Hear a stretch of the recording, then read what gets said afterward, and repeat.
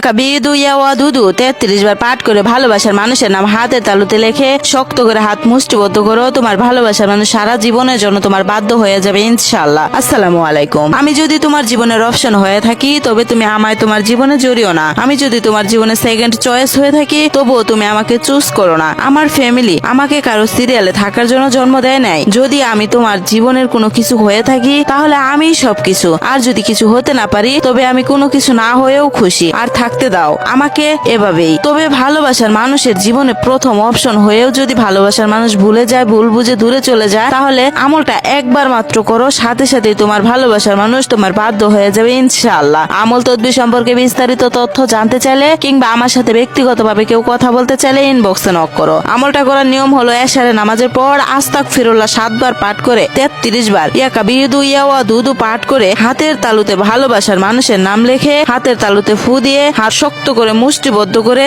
ঘুমাও। ভালোবাসার মানুষ তোমার বাধ্য হয়ে যাবে সারা জীবনের জন্য ইনশাআল্লাহ।